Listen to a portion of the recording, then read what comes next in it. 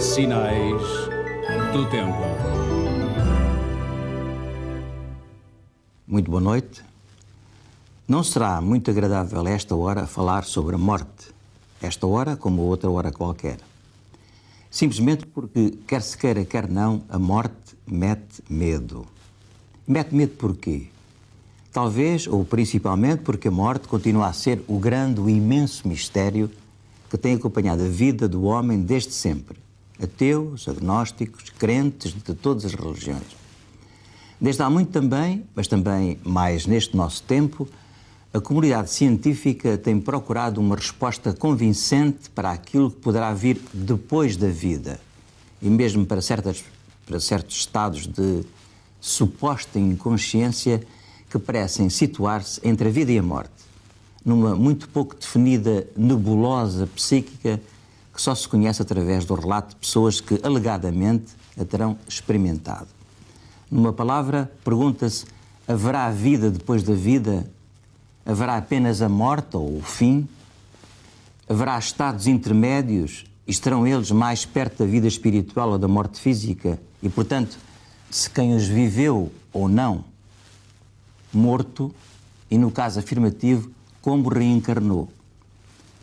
A matéria é extremamente delicada e nada tem de definitivo.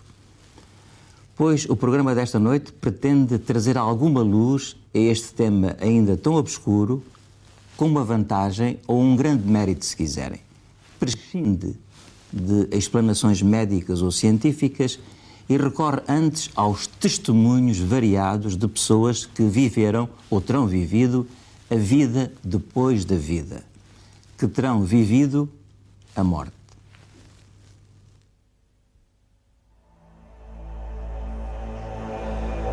I was talking on the phone. The lightning came down the phone line, entered my neck. It went through my spine, threw me up in the air. And there was this slight buzzing at the ear, and I felt myself pop out of the body.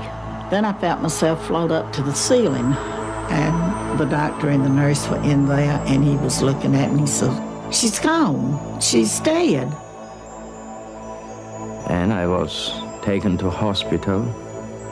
Doctors did anything they could to help me, but I was declared dead. I realized I was out of my body when I was suddenly looking at this light. Out of that light stepped the most amazing being I have ever been in the presence of. It was just total selflessness, understanding, kindness, all-consuming love, wonderful love.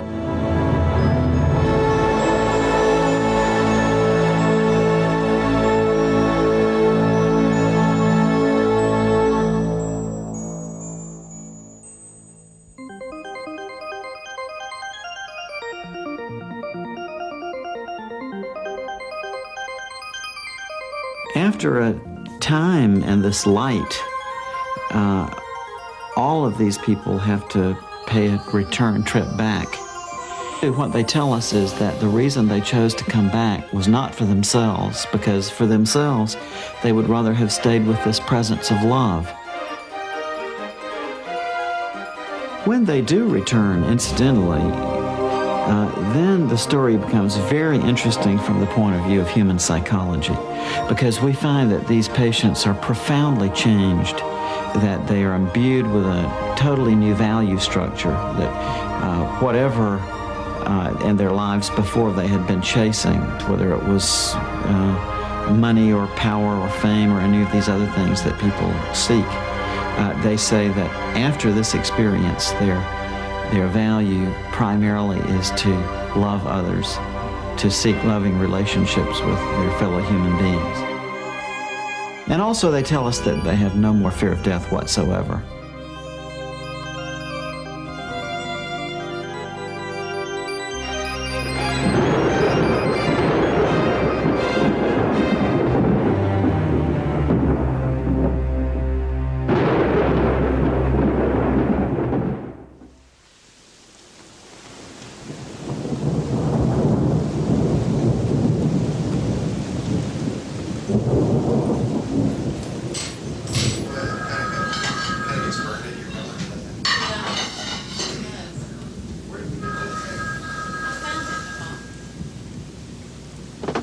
Hello?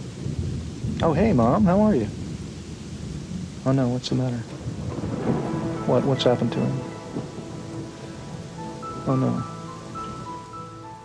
Oh, no. I was shocked when I got that phone call. One that nobody ever wants or ever really expects to get. There's just so many feelings that I really want to share. I just want to be there. Okay. Okay, well, we'll see you soon. Mom, I love you. My dad was fighting for every breath of life, and it didn't look very hopeful. Even though we lived 600 miles apart and only saw each other on holidays, at least we were on the same planet. And we could pick up the phone and say hello. The likelihood of losing all that seemed almost impossible to grasp.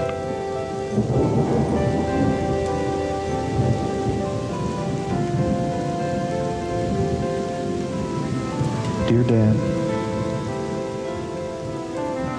I'm so sorry to hear about what you're going through. I know you're rugged, but you gave us a good scare.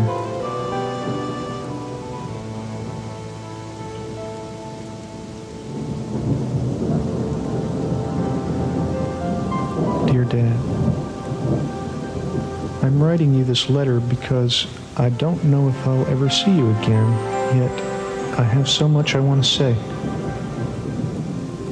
Dad, do you remember several years ago when I was still grieving over the death of Suzanne? I found a great deal of comfort in some books I was reading about dying. It was at that time that I met a doctor of psychiatry, a researcher named Dr. Raymond Moody. I'm sending a copy of a book that he wrote, which was a great deal of help to me then. Dr. Moody has observed a pattern that occurs in people the world over, regardless of their culture or religion.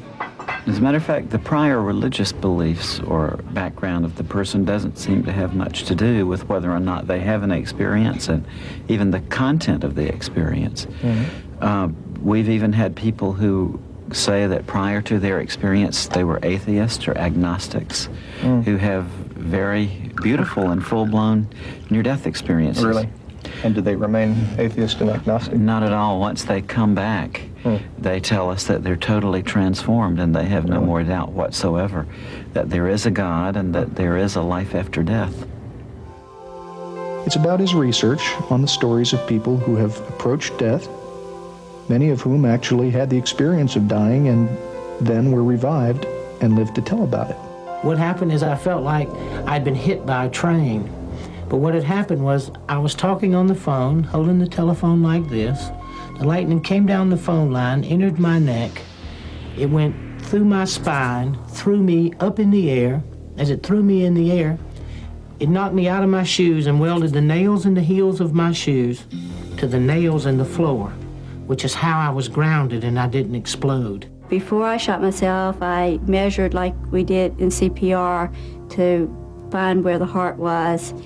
And that's where I just took the barrel and put it up against my chest and pulled the trigger. I had not responded to treatment. I was getting worse, and the doctor had come to see, and at this point, he says, I've lost her. She's gone. And I thought, well, who's he talking about? But just before this, I had been in terrible pain. I was just hurting so bad, I wanted to get away from it. 15 minutes before I was to be picked up by a Jeep, I was discovered to have a temperature of 106.5, and instead of waiting for the Jeep, the captain in charge of the ward sent me over to X-ray, and the last thing I remember was the captain in charge of the X-ray asking if I thought I could stand up long enough for them to get a picture of my chest. And I remember hearing that X-ray making that peculiar whirring sound and then a click, and I'm told that I collapsed in a heap. This wasn't a typical bee sting because I quickly realized that there was a problem. And I tried to telephone someone for help, The rest of the ranger station was about 3 miles in, and I tried to telephone my boss to send some help, and I fell and went unconscious. Luckily, from what I understand, he drove through. My boss drove through a little while later and noticed that I normally just waved to him as he came by, and I was lying down on the floor, and he called the ambulance. I was a dissident in Soviet Union, and I had an invitation from United States. In 1975, I received this invitation. In 1976, I was given the exit visa, and I was leaving for New York that day, and I was coming to take my passport, and I was ready to fly. My family was already in airport waiting for me. That time, on sidewalk, I was moved over or run over by car. It was fabricated by KGB. They wanted to kill me and not to let me go. And I was taken to hospital. Doctors did anything they could to help me, but I was declared dead. This is pretty much all over the world. We found this common pattern. They tell us that at this point where their doctor says they are dead, that they may actually hear the physician say, oh my, he's dead, or we've lost her, or something like that. And they say that from their perspective, actually, they still feel very much alive. Indeed, their consciousness is heightened. And they tell us that they seem to leave their physical bodies. They say that they float up, typically right above the bed in the operating room or the emergency room, and they look down and they can see their own physical bodies lying on the bed down below. I was above my body. I was floating, and there were people around me, except I didn't realize that that person there was me. But then all of a sudden I heard this statement, he's gone, he's gone. And it was the paramedic making that statement to the driver. At that point, I was standing behind the paramedic. I was watching him work on my body. And suddenly there was commotion beneath me, and then I started noticing all of the people underneath me, and the EMS workers were pushing the stretcher down the hall, and I really wasn't concerned with my body. I was more concerned with, there were a couple of plainclothes policemen over where the guns were, and one of them was wrong about something, and I was trying to tell him that he was wrong. And I could see the soldiers and the nurses and the doctors, but they could not see me. And I went from ward to ward, bed to bed, trying to find a soldier that I thought that looked like me lying in the bed. I was becoming more and more desperate because, as I say, I could see these human beings, but I could not communicate with them. Finally, I went into this little isolated ward room. And sure enough, lying in the bed with the sheet pulled up over the head was this body that I had to recognize as me because it had my fraternity ring on its finger. And there was this slight buzzing at the ear, and I felt myself pop out of the body. I don't know how I came out. I was just suddenly out of the body. And I sat down on the head of the bed a minute to look around. Then I felt myself float up to the ceiling, and I was looking down, and he said, she's gone, and I couldn't believe it, and I thought, well, who's gone? And I was trying to look down to see, and I felt presences with me. Guardian angels is what they were, but I called them guides. I was suddenly looking at this light that seemed to be in the corner of the room, but the first thing I thought was, where did you come from? And she said, I've always been here, but you weren't able to see me before. The reason I use she is because she emanated feelings of selflessness, love, all-consuming love, understanding, kindness, And those were attributes that I thought of as being feminine. After a while in this, they say that they begin to feel an indescribable feeling of bliss, that it's something that transcends words, that we can't put it into the language that we have in everyday life.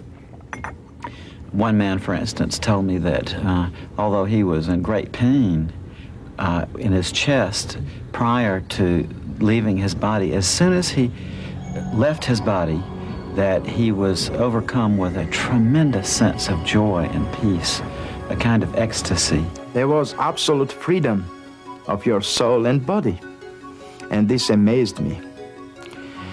And this was very interesting too. I was happy to be in such experience because I could see their thoughts. I could see everything what was happening.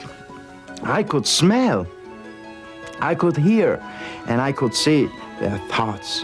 This was the main thing what was very, very making me happy and proud. I don't know if this word is good to use here or not, but I'm proud of that I can see their thoughts. But I can remember that it felt very exciting to be above and to be out and looking down and not threatening at all. Then I knew I was supposed to be keeping up with my body, so I followed my body through the hall and out the front door.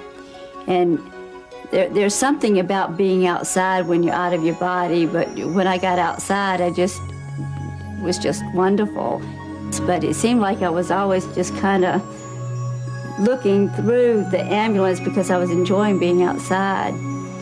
It's really kind of a nice experience with the lights and everything and the feeling of lightness. As I have come out, I'm in no pain, but I'm also just free of everything. I'm no one's wife, mother, or daughter. I'm just myself alone. I have the distinct memory of always trying to look at myself and thinking how much better looking I thought I was than that. Because this guy was ugly, he was in trouble, and he had these blue lines all down his face. And I was happy, truly happy, to be away from that body. They could have it. And I did not feel one bit of remorse or sadness, no matter what had happened. But it was not bothering me. I saw my body and I hated it, and I didn't want to come to my body back. It looked like this sort of a feeble, sick person. And it didn't dawn on me until it seemed like many minutes later, I'm sure it was a flash, that that person was me. And that they were trying to revive me because I was dying. And in fact, my heart had stopped. There's a skeptical part of me, too. Mm-hmm. And I wonder sometimes whether or not this might just be people's hallucinations that they're going through, or just a natural shutting down process when the brain is dying. Mm-hmm. I used to wonder about that myself, Peter. What has turned me around on that issue is that so often these patients are able to give us very correct descriptions of what was going on during the resuscitation from a point of view they couldn't have had from the perspective of that physical body lying on the table. For instance, my friend Kim, who works at a medical university out west, was telling me that she was involved in resuscitating a young patient named Maria. And Maria had been believed dead, but was successfully revived. And when she came back to consciousness, my friend Kim happened to be standing there by her bedside. And Maria grabbed onto Kim and said, during the resuscitation, when she was out of her body, she drifted outside of the hospital entirely and saw an old shoe on a ledge on a window outside an upper floor of the hospital. And Kim was actually able to go there and to verify that the shoe was there exactly as the patient had specified. Really? And all of a sudden, I'm aware of people out in the hall. The room had been sealed off because he was going to do surgery in the room. So I immediately went out through the door and did not open it, just went out. I was immediately on the other side in the hall. But I go up to my daughter and I try to make her hear me. Kathy, go home and change your clothes. I couldn't make her hear me, so I went to her dad. And I said, Judd, take Kathy home. Change her clothes. She shouldn't be out like this. While they were in the hall, and I was trying to send them home, a brother of my husband's came up. And he was talking to him, and he had gotten worried to come. And one of his neighbors was also in the hospital, and he came up and started talking to my brother-in-law, wanting to know what he was doing at the hospital and what he was going to do that weekend.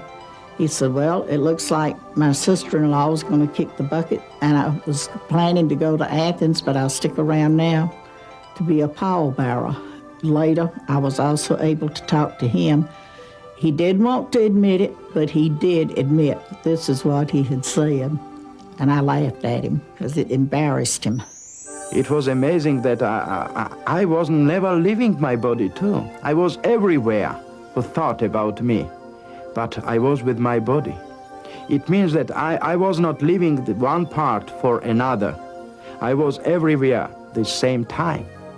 I could be in New York, I could be in Longview, Texas.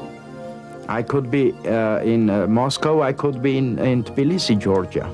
In any place, there was no distance and time at that time with me. And this time I'm thinking, I want to see my sister. So I immediately find myself in Rockville, Maryland at her home. And she's getting ready to go grocery shopping. She's wearing a beige suit with a green blouse. She's had to go over the house and look for her keys that she had misplaced, had to find her grocery list. And finally, she walks out her front door to get in her blue Monte Carlo Chevrolet. And I feel there's no need for me to go to the grocery store with her, so I let her go on. And I'm going to pop over then to another sister who lives a few miles away from her. And this other sister had already left home. I was able to determine she had gone grocery shopping herself. So the guides asked me, was I ready to leave this area now? And I agreed, said yes. About 2 weeks after I had this near-death experience, I was in contact with my sisters, and I brought this fact up to her and described, and she said, well, how did you know? I didn't see you, you weren't here.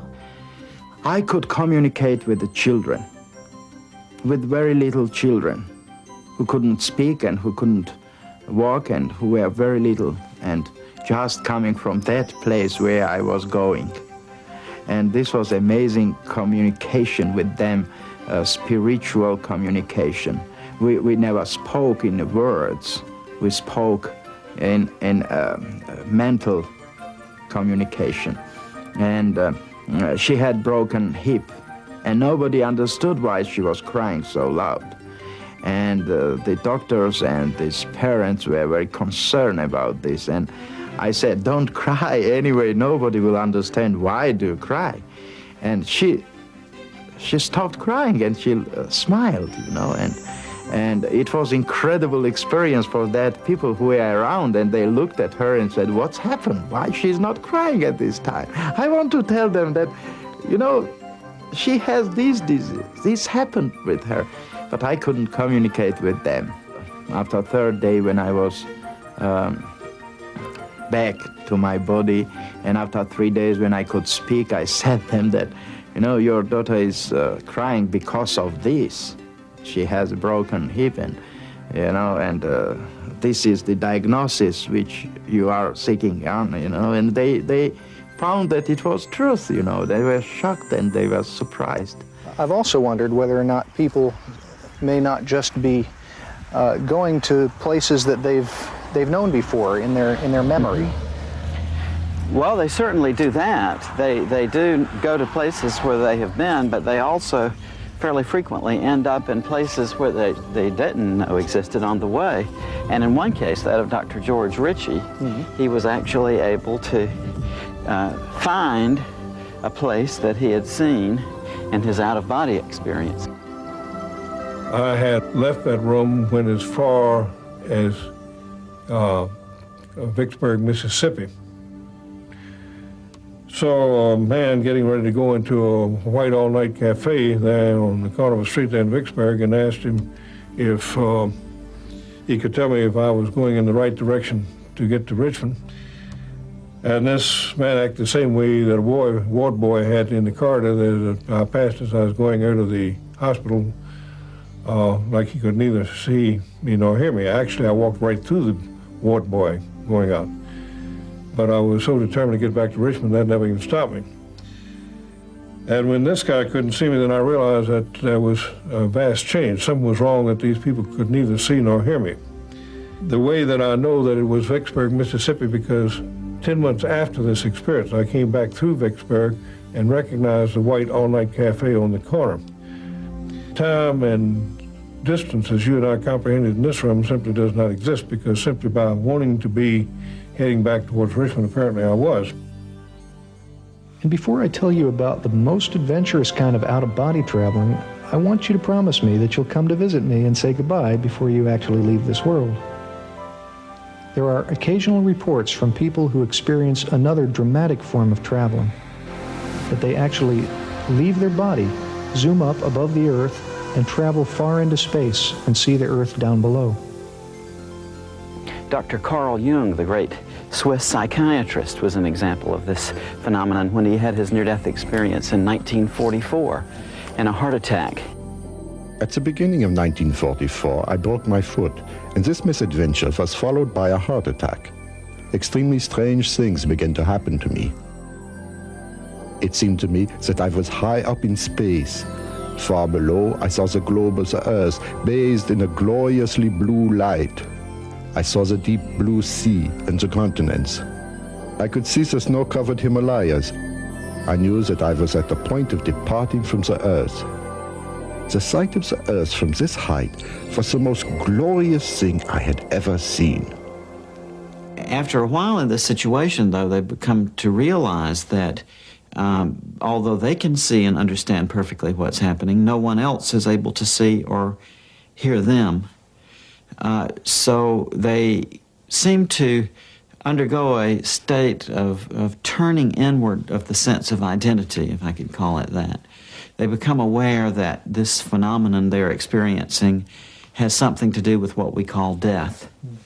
And it's at that point that the more transcendental parts of the near-death experience tend to unfold.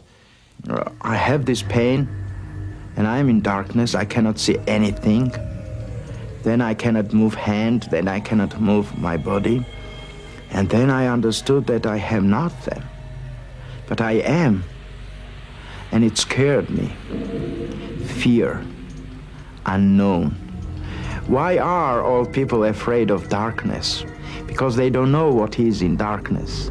The fear of darkness is because of unknown. Ununderstandable makes you to be afraid of something. That's why I was afraid too. I was afraid of darkness, I was afraid of being there. But more afraid was that I was somewhere without my body. But I was. And I was a scientist, you know. I worked on the idea of psychology and languages, you know. I learned physics, I learned chemistry, I learned many other physiologies, anatomy, and all it was based on dialectical materialism, historical materialism. And in my idea, it was impossible to be somewhere without your body. Where is my main component, my life, my body? You know, I was scared to death, but I was already dead. And that was the amazing feeling, to understand that you are, but you are not, if you think you are. If I think, I thought, I am. But if I am, and if I think, why cannot I think positively what's happening around me? And I began to think about light. I saw light outside of darkness, and it shocked me. But first feeling which I had was to come to that light. The first thought which came to me was to go into this light. And I had that movement. they describe to us how they seem to be drawn into an enclosure of some sort. They often call it a tunnel. And they go through this tunnel quite rapidly, and they come out on the other side into an incredibly brilliant and warm and loving light. Don't know exactly how I entered the tunnel, or just at what point, but it was when the guides had asked me, and I said yes, and I feel myself going in an upward motion. The tunnel is not too big, just seemed for one person to go one at a time. It doesn't touch you, or I didn't reach out and touch the walls, but it's black, and I feel myself going up and looking at light, bright light at the end of the tunnel. And the next, as I'm going along, I see the gray area, but I did not stop to go in and see just what was going on. I went on to come out into this beautiful pasture valley land, flowers, bright, beautiful light, brilliant color. Nothing here is like it at all. The next thing I remember is I heard a set of chimes. And as I looked at an angle, probably 35 or 40 degrees, I could see a tunnel. The tunnel was like a spiral, like it was moving whether I was moving or not. Then I began to whisk down it, and I could hear these chimes. But I was in utter peace and utter tranquility. And it was such a stark, dramatic difference between the way that body was and what was happening to that body and this place I was, this utter peace. As I moved closer to the light, I was kept being surrounded and filled with this love of like, I can't describe it except when you haven't seen your parents in a long time. If you've been away from your family, and when you first see your mom and your dad, that feeling when you're a small kid, that feeling that you get. I knew I was safe, I knew everything was peaceful, and I knew it was right. As I came through the tunnel, I came into a place much like walking out of a dark room into a bright room, as if my eyes were trying to adjust to this brilliant light. The contrast between the brilliant light of the lightning bolt and the brilliant light that was in the tunnel was another thing that was quite dramatic. Because this light was so brilliant and so bright, it passed through me, it permeated me. It and I became one. For years now, we've been using the expression of seeing the light at the end of the tunnel. And I wonder whether it was started, perhaps, by people who had near-death experiences many years ago. In fact, I've been shown some paintings of just this scene that were done several hundred years ago. In the 15th century, the Dutch painter Hieronymus Bosch even painted this theme in his painting Ascent of the Blessed. In the foreground and the bottom of the painting, we see people who are dying, and as they are dying, they're surrounded by spiritual beings who attempt to turn their attention upwards. Above them, there's a tunnel which goes off into the distance, and at the end of the tunnel is a very bright light. As these people go through the tunnel, they kneel reverently into the light. So we know then that these experiences have existed among human beings from time immemorial. In this light, they often tell us that they see relatives or friends of theirs who have already died, who seem to be there to meet them and to greet them and to help them through this transition. Particularly very great thing happened with me. It was that I saw my parents, my real parents, and I understood that they were killed. And they were killed by KGB in Moscow, and I was happy of this. It sounds very ridiculous, but you know, I was happy because I was thought that I was abandoned by them. And I'd lost a girlfriend in the polio epidemic in the 30s. I think it was 38, but I'm not positive of that date. And she assured me that everything was fine and she was happy. And I also saw my grandparents coming to meet me. I had never known my grandfathers. They had both passed away before I was born. But I did know my grandmothers and my mother also. And as I'm there, this baby appears to me. And he says, "Hi, I'm your brother." And I said, "I don't have a brother." And we don't talk as I'm talking to you. There was no way of misunderstanding. It was more like it was mental telepathy. And he shows himself to me as a small infant, dressed in a cap and a little long dress with the knitted sack over it, booties and socks, and tells me, look me over now and remember how I look this way.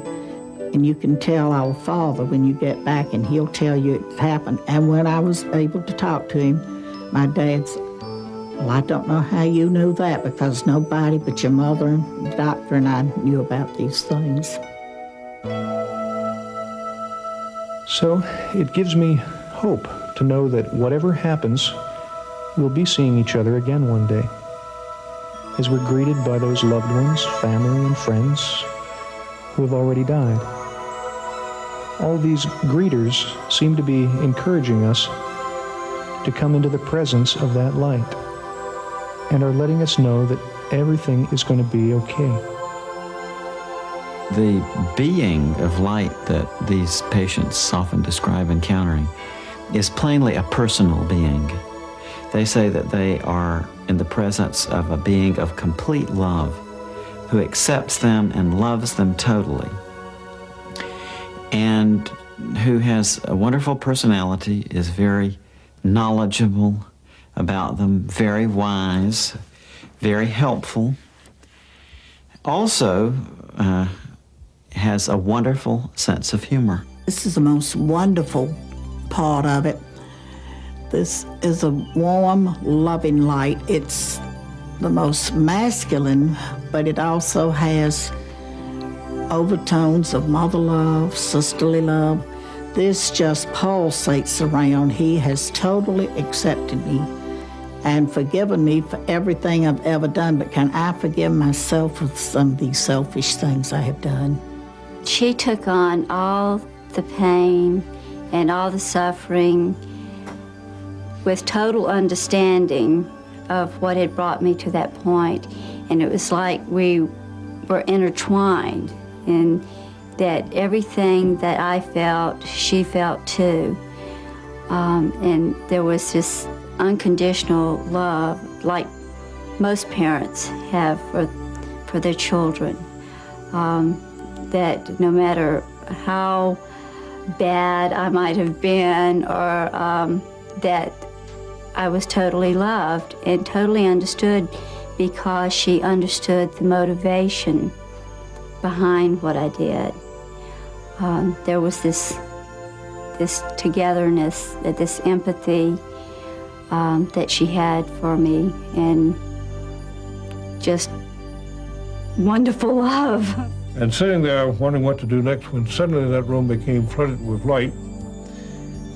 And then three things happened simultaneously, just like that. Something deep inside of the spiritual being sitting on the side of the bed looking at the corpse lying in the bed was told to stand up. You're in the presence of the Son of God. Out of that light stepped the most amazing being I have ever been in the presence of, the most powerfully built male I have ever seen. To my right, I saw a being coming toward me. In those days, I had never heard of the death experience or ever had it described to me, so I had no idea how to relate to it. Since then, I've heard people describe it as God or Jesus or Moses or lots of different names, a great angel.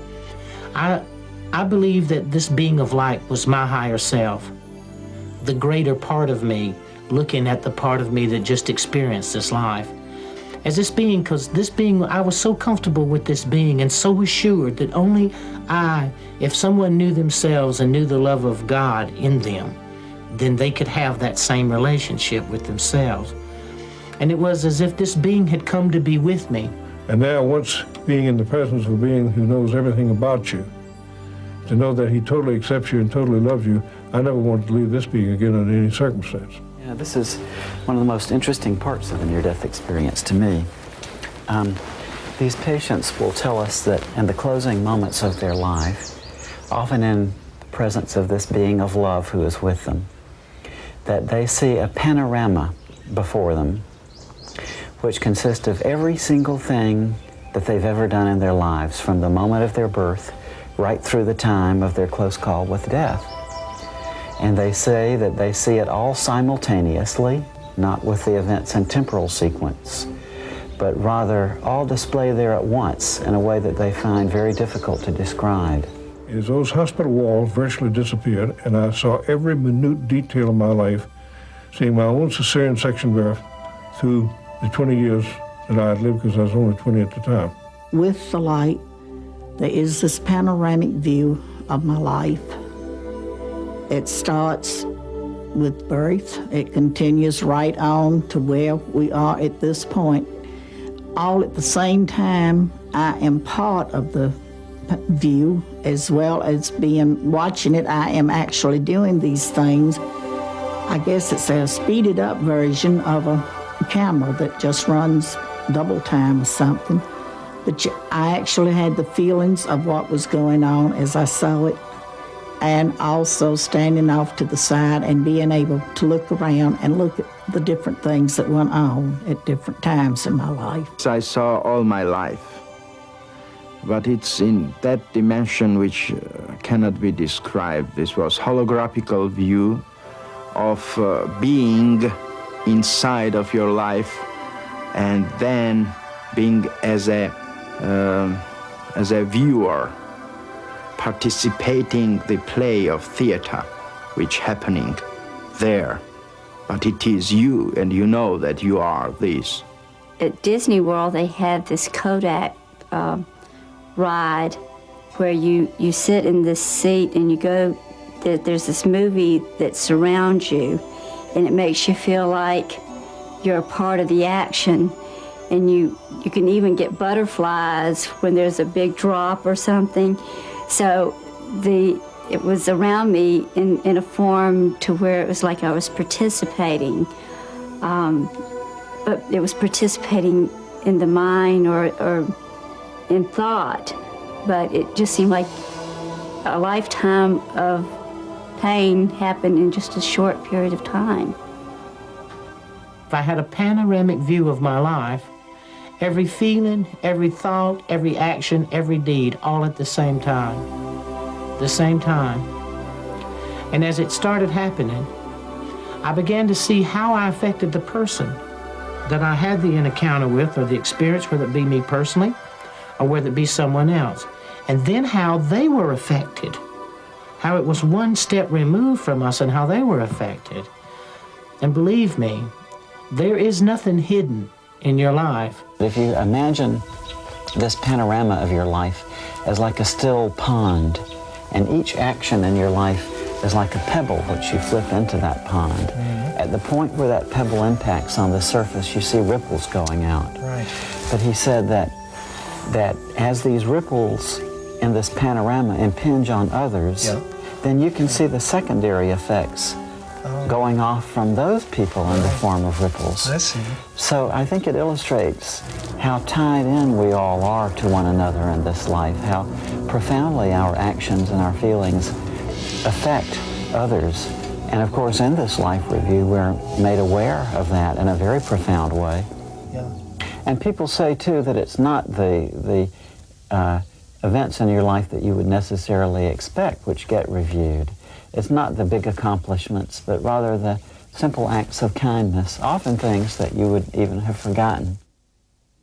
You will see the things that you did out of your heart, helping an old woman, picking a kid up, helping someone, an action that you take, uncalculated, unthought, just out of goodness of your heart. These things herald through the universe, not your great accomplishments, not what you achieve or what you think has value. The little things have value. And what I had always thought was important and nice things I had done, they didn't even count for anything. It's the little unknown things that you do for one another. And love there is always helping to give others love and helping hand along the way, and at the same time you're benefited because you're receiving also. And the question was, what have you done with your life to show me? Well, I'm looking around this panoramic view, and I'm hoping that you'll notice some good things, and of course I'm trying to pick the best thing, and hopefully you won't see some rather embarrassing things that happened to me as a teenager. And I thought, well, I was an Eagle Scout. Immediately came back that glorified you.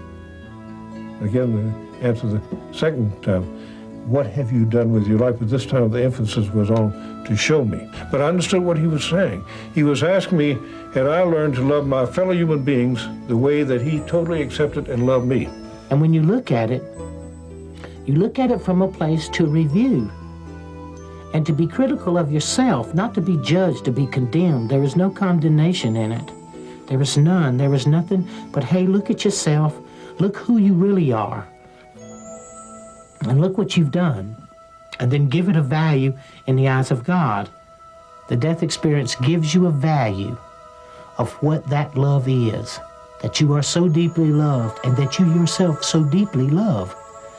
You begin to sense a part of yourself greater and far more magnificent than you ever give yourself credit for. Frequently, too, people tell us that this being is also interested in the knowledge that they've acquired in this life. If there is a scene in which one is seeking knowledge by taking a course or attempting to understand something, that this being comments in an almost offhanded sort of way, that even after we die, the process of learning goes on, and that what we learn here we can take with us to the next realm. People say that love primarily, and then in a secondary, almost grace note sort of way, that it seems to be the knowledge and the understanding we acquire. How interesting. After a time in this light, all of these people have to pay a return trip back. And it's very interesting that when they do, after having been in the presence of this being of love and light for a while, they literally don't want to come back. They resist the attempts very often made to send them back. I never wanted to come back. I wouldn't have traded, and I would not trade today. For the few moments that I got to spend on the other side, I wouldn't trade 20 of these lives.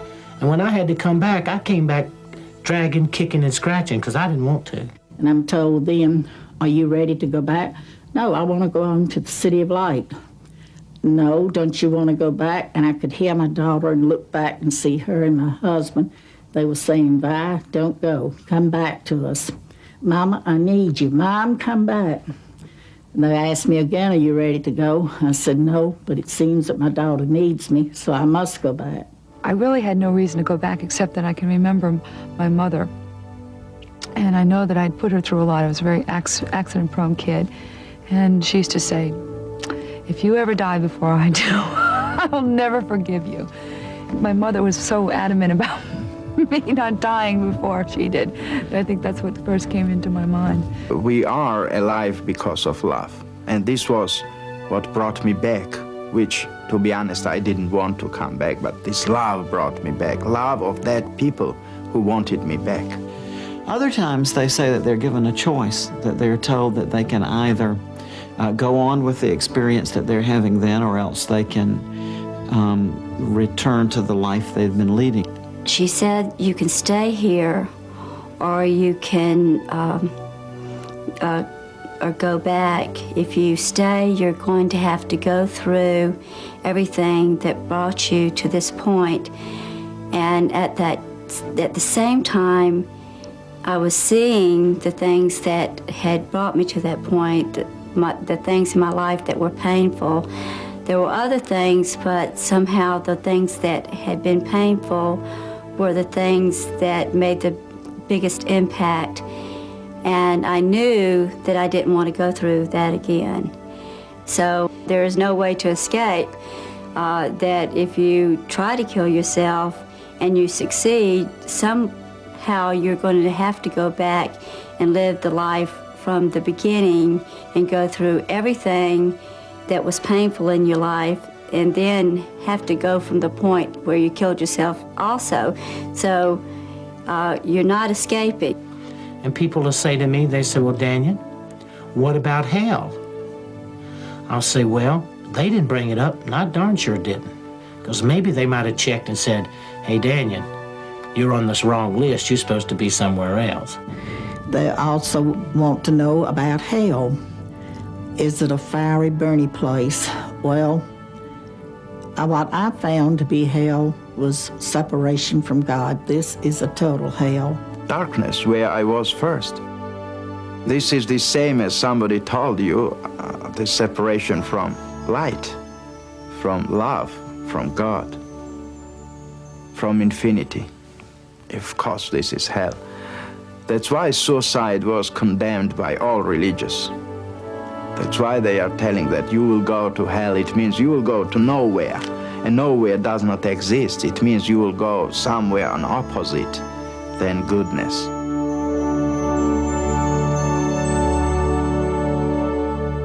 Very often they're told, it's not your time to die yet. You've got things left to accomplish, so you must go back.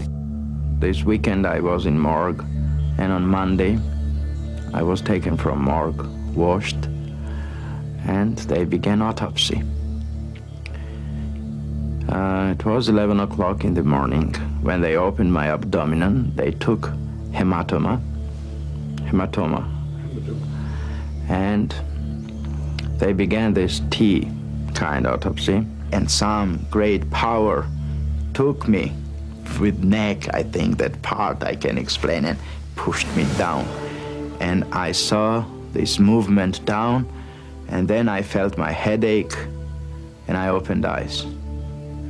And this was coming back to my body. The next thing that I knew, I was floating over my body in the emergency room, and they were working on me. Then they stopped working on me. They put a sheet over me. They filled out a piece of paper, and they rolled me in a room. And I was lying in that room, and I was hovering above myself, watching myself. Then I heard what would appear to be an elevator door open, and these two guys came in, and they were getting ready to take me someplace. I later found out that that was probably the morgue. Then at that exact moment, I was inside a body again. It was on fire. It was in pain. I could not move. So I started blowing the sheet.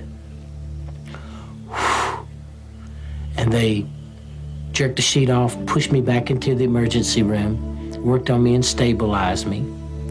And in the course of the next 7 days, I was completely paralyzed. That it's so touching to me that in the closing moments of their life, that so many people come back reporting that what was most important to them at this time was love, the question of how they had loved their fellow human beings. It had a lot of effects and change in my life. It's made me a more understanding person of others. I know I don't have the right to take my life. didn't want to return, and I would love to go back. Someday I will. And then I hopefully can stay and not have to come back and try again. But I know I cannot take my life and go there. Things would not work out right. But I think I'm a better person by watching for the needs of others and not being always selfish. Well, I'm still selfish. I'm still a human. But it has changed my way of thinking. How to love other people and how to forgive and to put yourself in the place of other people in order to understand them. And that's something that you have to do in order to love people and in order to love yourself. Because if you hold grudges and you, it hurts you and it hurts the other people, and it's a barrier to love if you can't forgive. You don't necessarily have to forget when people hurt you, but you have to understand them and forgive them. And I think that is the most important thing about love that I've learned, and how to look at how we're alike rather than how we're different. This is the main message which I brought back, that love is what cannot be changed. This is everlasting. And love is with life always together. Love, what keeps this world alive. Love as an eternity. Love as a basic of humankind. And we are alive because of love. I think the most important point about the death experience is that it is orderly. And the fact that small children, all the way to grown people, have similar experiences.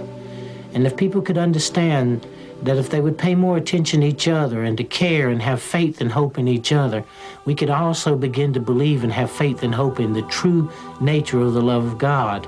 And not God in a religious value, but God in a spiritual value. That through love all things are truly possible.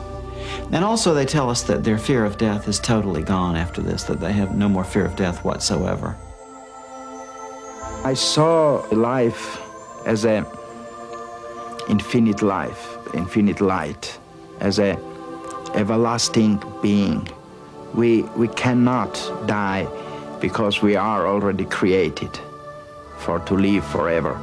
The dimension of spirit is everlasting life. The third thing that I've learned is that life is forever. Death is nothing more or less than a doorway, something you walk through. Death does not exist. Don't be afraid. Death is only the part as a station, railroad station, where you come always to go to another life. I find it very comforting and encouraging to hear from so many people who have explored life beyond physical death that life goes on. So I know it's true, if either of us went tomorrow, we'd be joined again in what must seem like an instant. Back in a flash, as you always say. But whatever happens, I want you to know that I feel very blessed to have had you as my father, and I love you very much. With much love, Peter. Know that it'll be a safe journey, that you'll be taking that journey not alone, but surrounded by love, a greater love than you understand. And when you get to your part and place in that journey, whether it be not to come back or to be like a few of us to return, know that it symbolizes the orderly way at which God has prepared life for each of us. And in that life, the orderly passing and movement to another life, that you do not die, that the love of God sees you through all things, and that you will be forever, just in another place.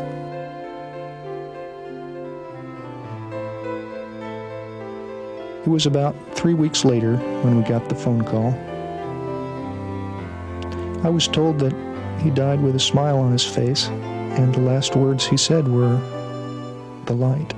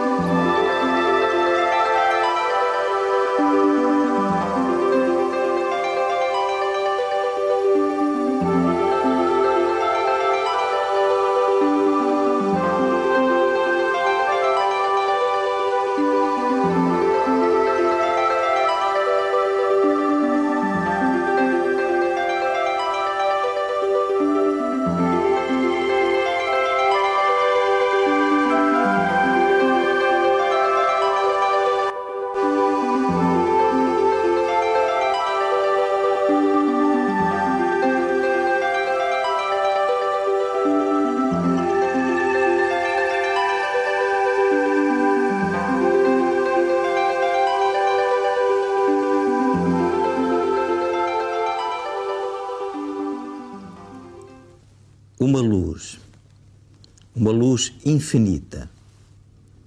Perguntar-se-á o homem, será um ser eterno? Será a vida como uma etapa? Depoimentos, estes que ouvimos agora, de facto impressionantes. Pontos de reflexão, é certo, mas que até nem esclarecem essa dúvida fundamental. O que é realmente a morte e o que estará para além da vida? Uma dúvida que, essa sim, parece ter a dimensão da eternidade. No fundo, o que nos apeteceria era dar razão a esse tão grande quanto esquecido poeta coimbrão, de seu nome Afonso Duarte, quando escreveu esse belíssimo verso que dizia: eu posso lá morrer, terra florida. Sinais do Tempo. Boa noite. Muito obrigado.